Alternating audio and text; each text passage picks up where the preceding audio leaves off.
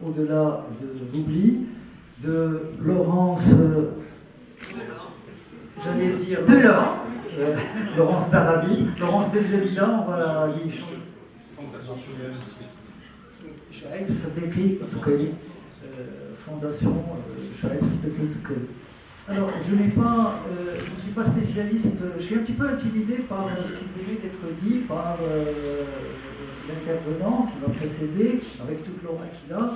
Je ne suis pas onomasticien, ni spécialiste de toponymie, mais j'ai eu l'idée que finalement El Jadida a une grande histoire, elle a ses hommes, et un patrimoine très ancré dans l'histoire, elle a ses hommes, elle a ses dignités, mais il y a également, El Jadida c'est aussi une ville qui a été traversée par plusieurs cultures et par là c'est devenu une terre d'accueil. C'est aussi une terre d'accueil et de vivre ensemble où des destins de personnes ordinaires et qui ont finalement été imprégnés par cette ville et qui ont été marqués par elle. Alors je ne vais pas être très long. Avec moi donc Laurence Delors, qui est née d'un père auteur, compositeur et interprète, et d'une mère adjointe enseignante, docteur ès-lettres, passionnée par les mythes du Moyen-Âge, mais elle a fait un virement, un volte-face pour aller faire une discipline plus moderne en ressources humaines et développement personnel, donc c'est des choses. Alors, on va lui reprocher en littérateur, donc je vais lui reprocher un petit peu cela. Comme je lui ai dit, en la croisant comme ça dans les couloirs, j'ai été vraiment interpellé par ce titre, Au-delà de l'oubli.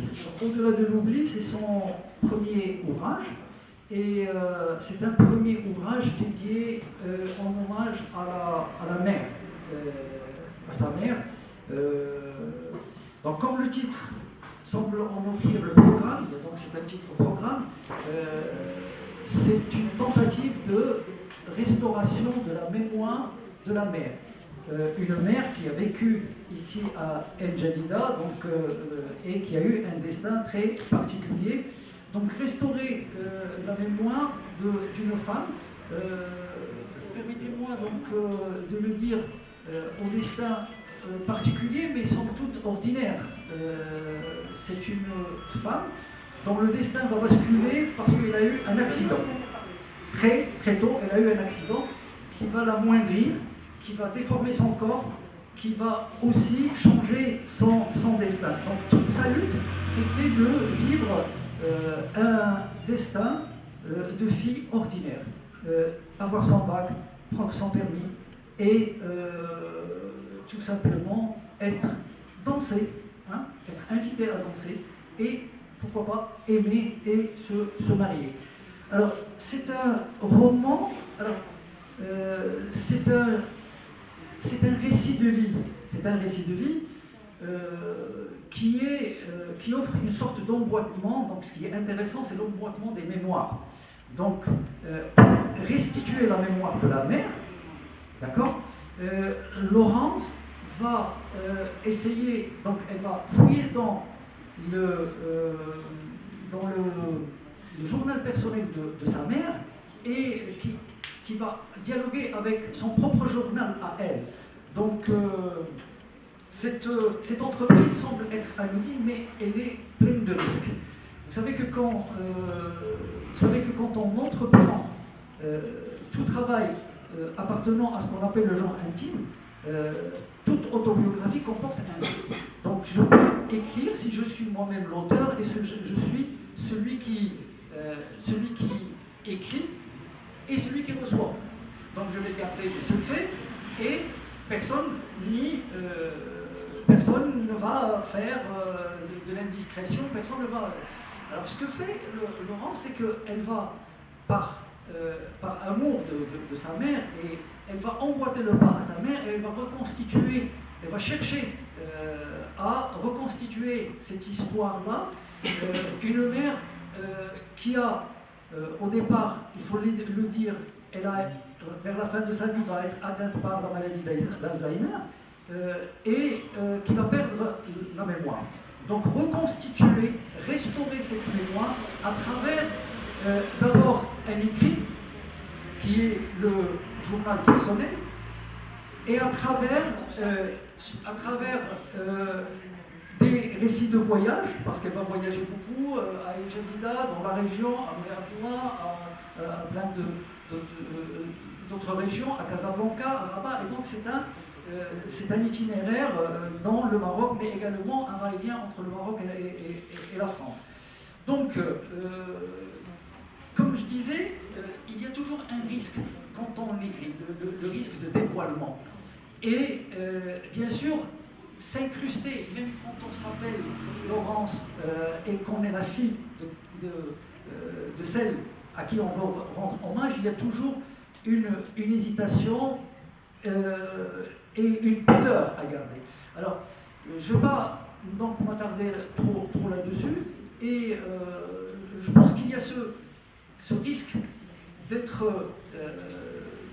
indiscret et de manquer de pudeur et d'avoir cette précaution d'aller au-delà de la volonté de celui qu'on raconte l'histoire, celui dont on raconte l'histoire. Voilà, donc je crois que j'ai été très très long.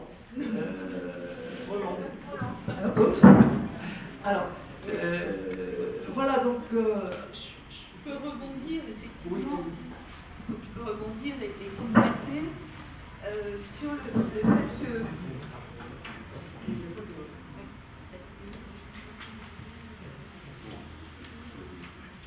Votre conclusion qui a été de parler de ma maman qui a eu la maladie de l'oubli. Alzheimer, c'est la maladie de l'oubli. Et en fait, je suis partie de là. Au départ, mon objectif n'était pas d'écrire un récit sur sur Al Jadida, sur la période du protectorat, parce qu'en fait, on l'a pas reprécisé, mais ça commence, elle est née en 1927, donc tous ces écrits que j'ai, et même j'ai des données, des documents d'avant cette période-là. Donc effectivement, mon premier objectif, c'était de lui redonner une consistance, puisque Alzheimer l'avait vidé de cette enveloppe. En fait, on ne reste plus qu'une enveloppe. Je ne sais pas si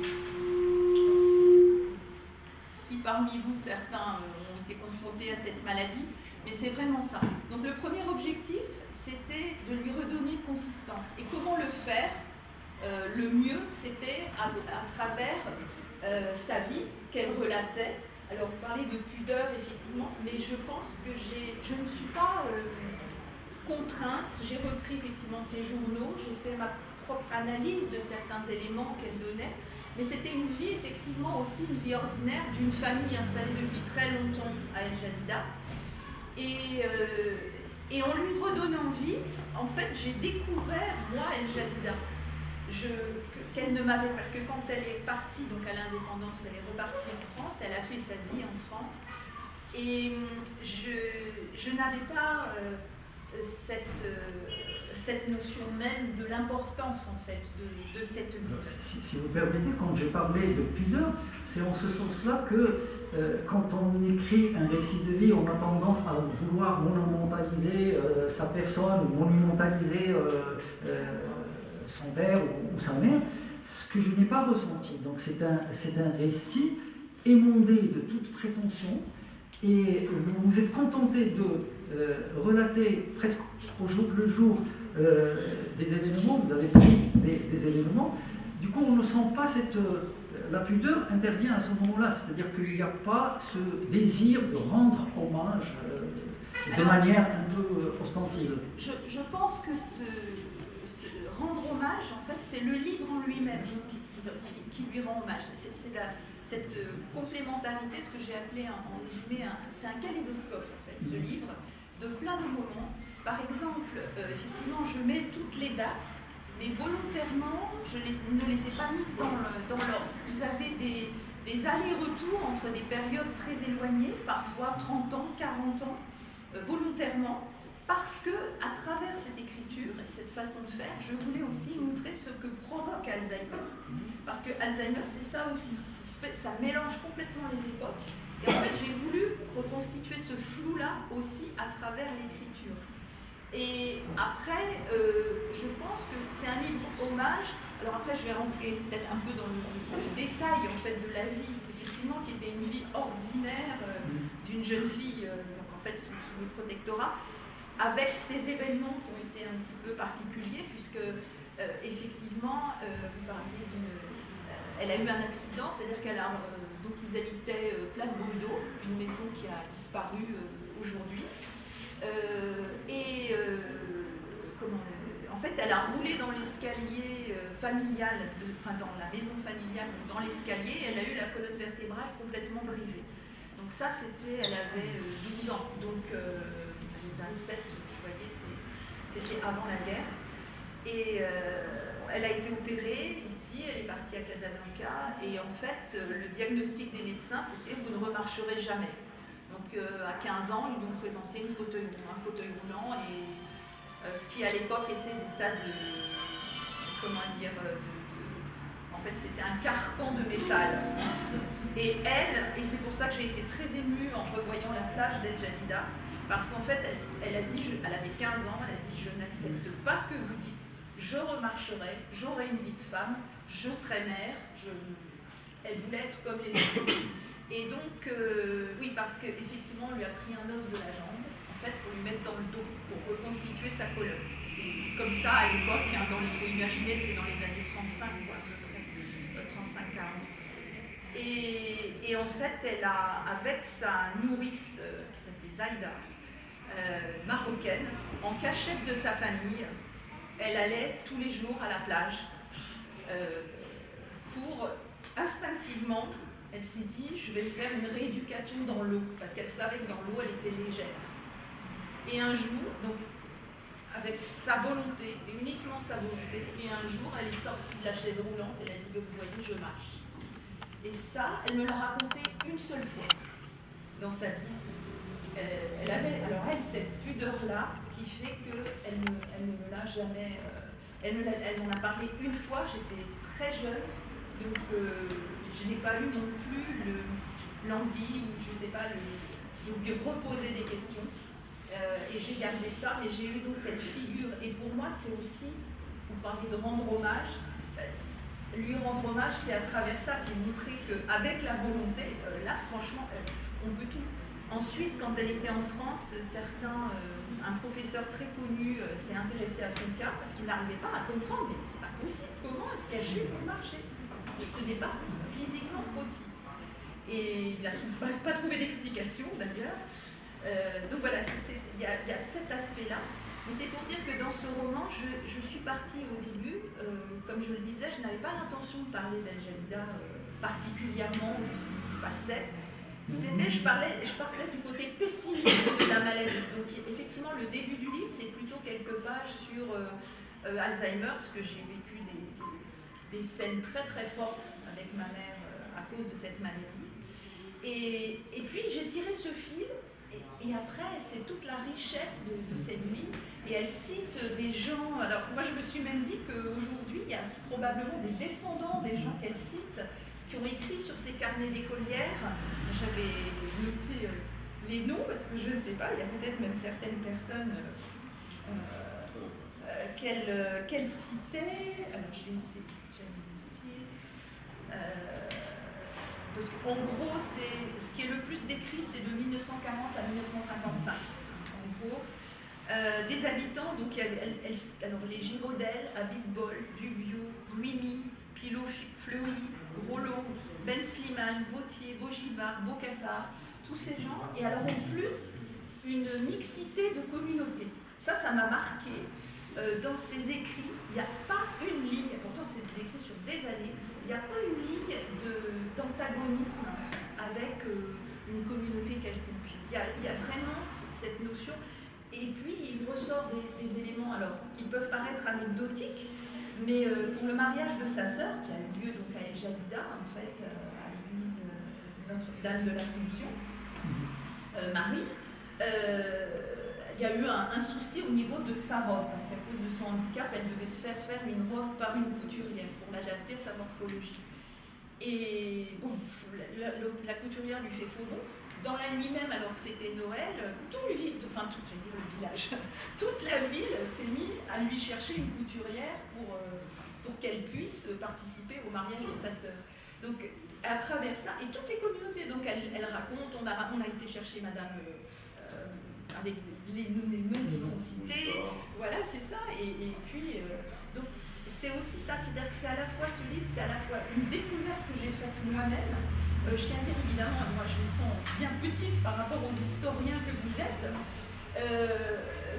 mais j'ai découvert cette ville-là et j'ai eu envie aussi quand même de traduire à travers ce destin ce qu'elle était à cette époque-là. Justement, avant d'aborder le thème central qui est la rencontre, donc c'est-à-dire comment la mémoire personnelle s'emboîte dans la mémoire collective et le destin croisé de deux villes, El Jadida, Paris, mais également la France et le Maroc, avant d'aller vers ce thème qui est central, j'aimerais bien poser une question littéraire, donc sur le fonctionnement de la mémoire. Chez Marcel Proust, par exemple, on distingue vous savez peut-être mieux que moi, la mémoire volontaire et la mémoire involontaire. Alors, la mémoire volontaire, c'est lorsqu'on a une photo, lorsqu'on a des documents, et donc c'est une mémoire presque scientifique qu'on déclenche au moment où l'on veut et ça fonctionne. La mémoire involontaire, qui est la plus préférable au cœur du Proust, parce qu'elle va générer un discours littéraire, parce qu'elle va créer l'inventivité, etc., c'est la mémoire involontaire, c'est-à-dire les sensations. Alors, en lisant votre livre, j'ai eu l'impression que, au fait, vous parlez d'Alzheimer. On ne parle pas d'Alzheimer. Donc, Alzheimer est complètement escamoté parce que vous tenez quelque chose de concret, c'est-à-dire une mémoire, un déclencheur de la mémoire qui vous a peut-être, et c'est peut-être un de mes regrets dans la lecture, c'est que je n'ai pas entendu parler d'elle. Je n'ai pas. Voilà, donc il y a ce titre-là au-delà de l'oubli. Y a-t-il quelque chose au-delà de l'oubli?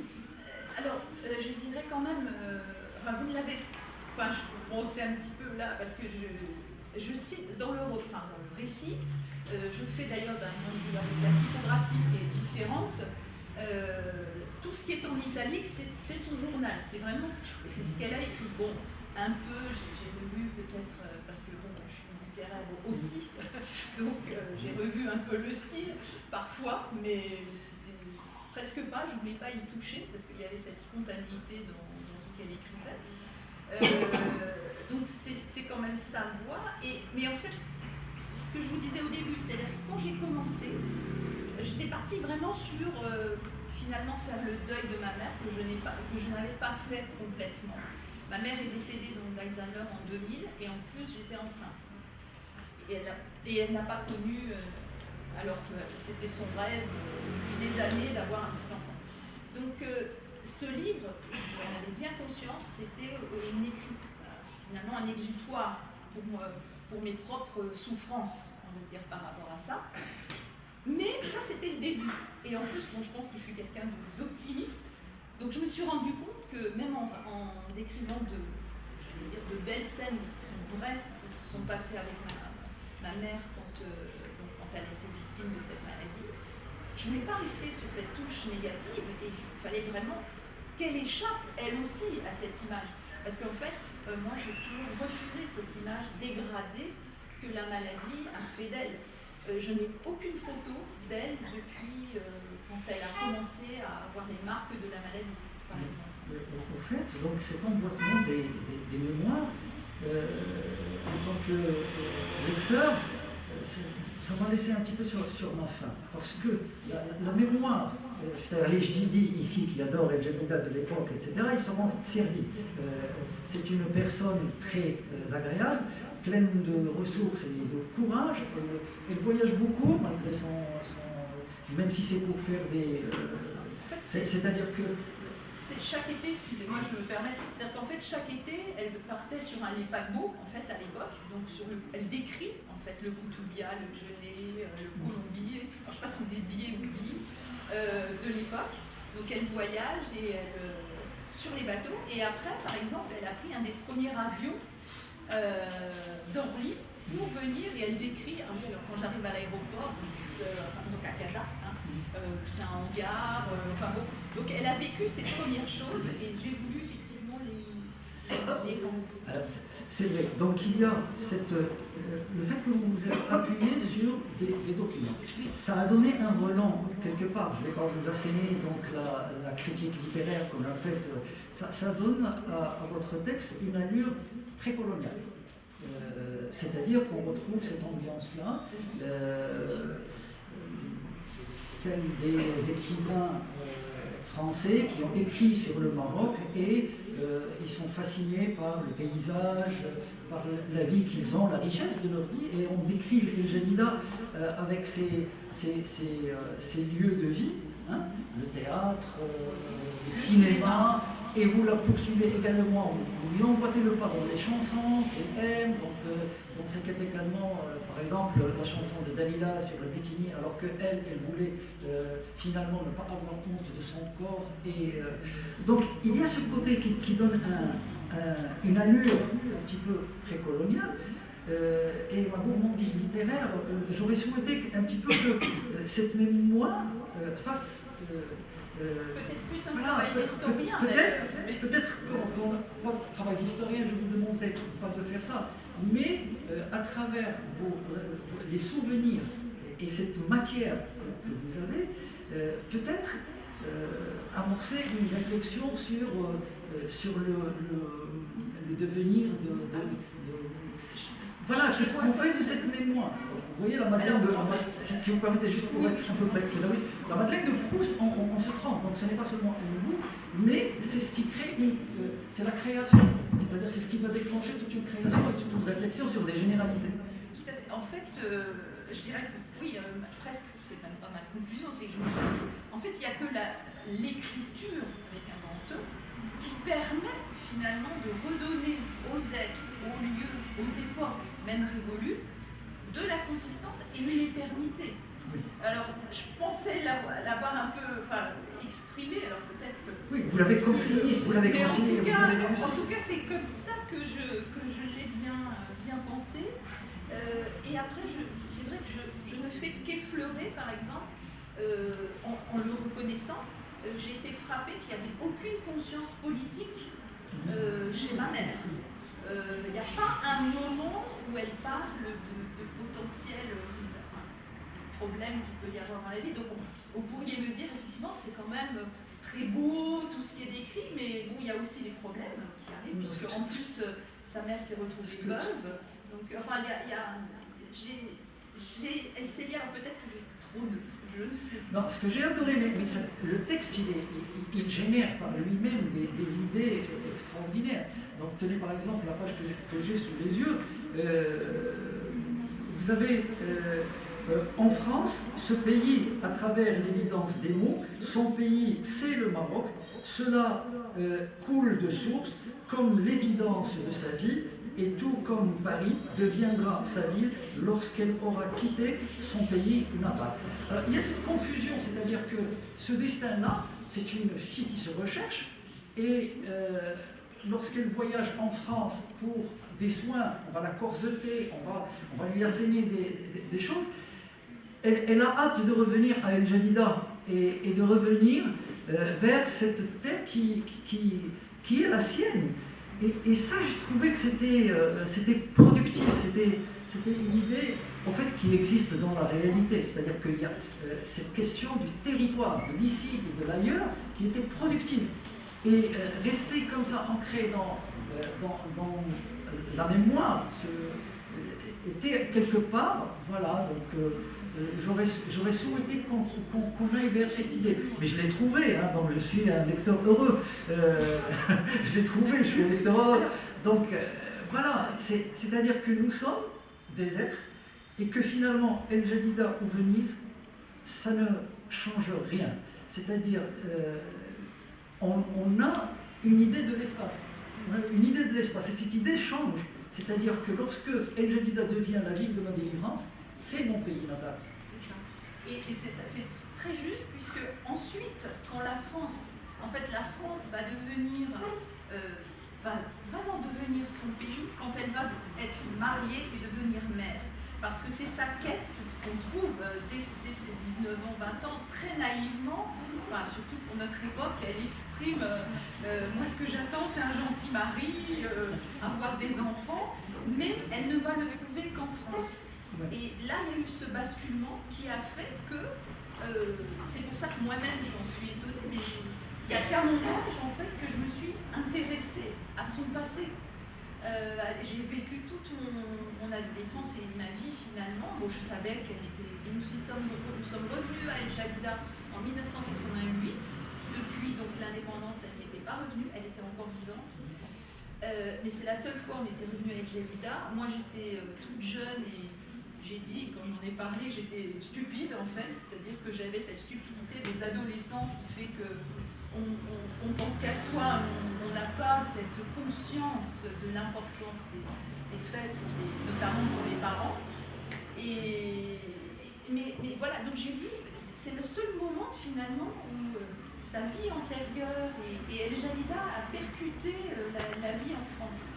C'est vrai, c'est peut-être pour ça que je ne suis pas allée plus loin.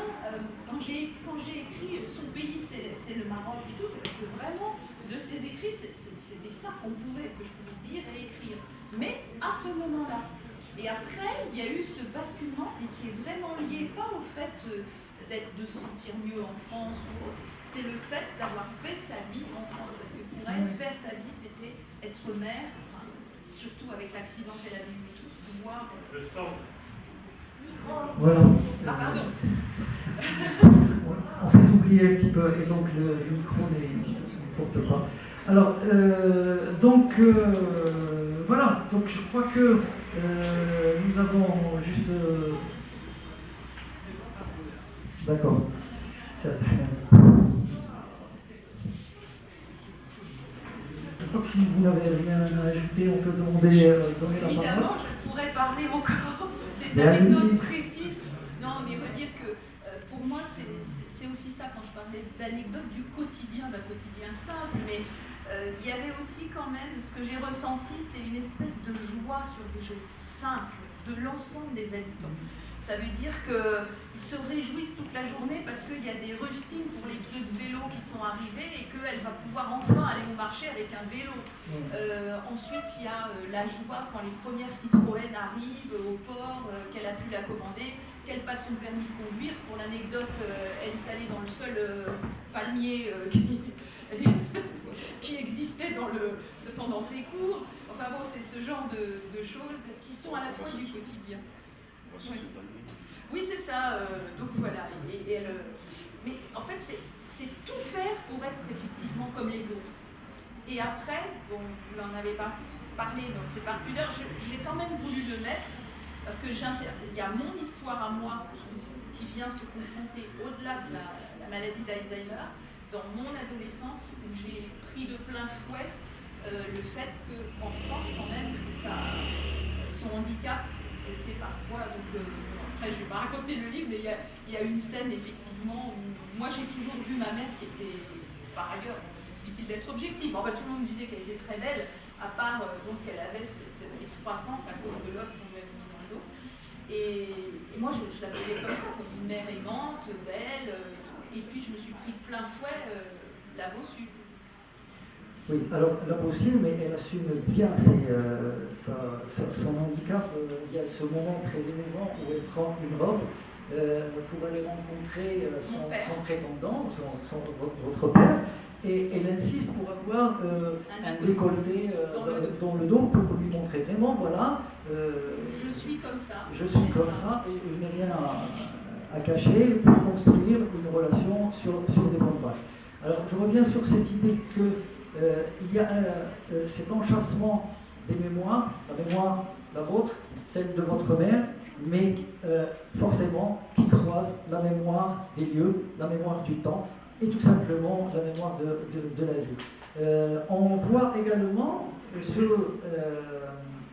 y a quelque chose d'intéressant, c'est que à vous lire, et ça c'est en dehors de la trame narrative, à lire les aventures, c'est une femme qui se déplaçait beaucoup dans la région, de d'Ifa en Difa, de Moula chez le Pacha, etc.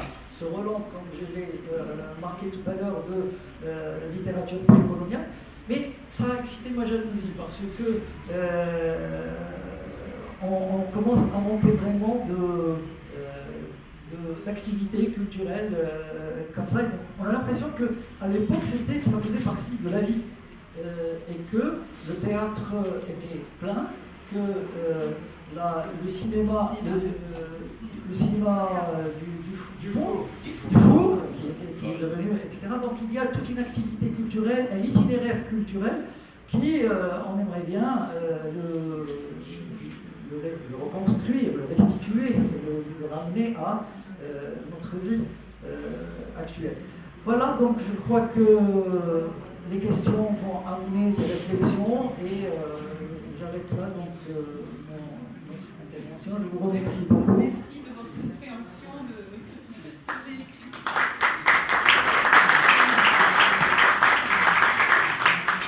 D'ailleurs, l'objectif, un des objectifs de notre fondation Shoah Abstinence catholique, c'est de sauver, je pense que vous permettrez l'expression, et Jalida par la culture. C'est de retrouver cet élan, cette vie culturelle qui existait jadis à Jalida. Voilà. C'est le vœu de tout le monde. Voilà, je voulais juste ajouter une petite chose, c'est que effectivement sur la famille, ça m'a donné quand même une impulsion. Mustapha Djabri qui est là dans ses différents livres a par moments à parler de la famille et c'est vrai que ça m'a donné notamment dans Mémoire partagée donc c'est voilà voilà, pardon pour la prononciation qui est d'ailleurs d'utilité publique, je dis jugement.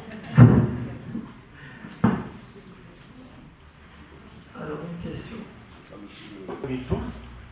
Et je découvre donc votre livre, je pense que vous l'avez édité en 2023, c'est ça? Enfin, non, il est sorti en 24 parce que c'est de l'auto-édition. D'accord. Oui. Alors, votre livre, moi je le place parmi les 4 livres qui je dirais la littérature d'El Jadida, qui ont marqué la littérature à El Jadida. Alors je pense notamment à La femme de Mazagan, de Nelsia Dolanoé, qui est à côté de moi, qui va passer tout à l'heure. L'odeur de vanille de Aziza Hassan, Mirage de Chouaib Doui, qui est un roman autobiographique de Chouaib Doui qui parle d'une enfance terrible à Jdida, c'est une enfance difficile, etc.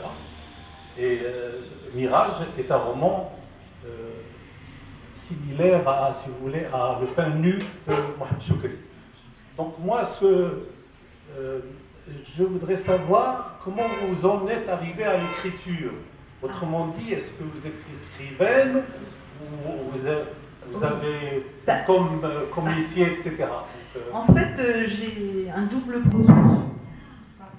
ressources humaines, transformation digitale, notamment les formations, donc la notion de transmission du savoir quand même, mais là plus du savoir m'a toujours touchée. Et en même temps, donc, j'ai des diplômes là-dedans, et en même temps j'ai fait donc un doctorat de lettres et j'ai fait des études littéraires, doublées d'études en fait plus tournées entreprise, parce que pour avoir un métier, on va dire. En fait, j'écris depuis toujours, donc j'ai de la matière pour plein d'autres livres. Mais bon, il a fallu que j'attende mon âge pour me lancer, vraiment suite à vraiment cette prise de conscience aussi que finalement j'étais pas bien quand je dis que j'avais pas fait le deuil de maman. Et l'écriture, je pense, peut sauver. Enfin, je reviens là-dessus, peut sauver vraiment. Permet d'aller au-delà de l'oubli, sous toutes ses formes, l'oubli des êtres, l'oubli de... Donc je dirais que pour répondre vraiment à votre question, je ne pense pas que je suis une littéraire que depuis ce roman, Mais je me suis voilà, mise un peu plus en lumière, on va dire, récemment. Voilà.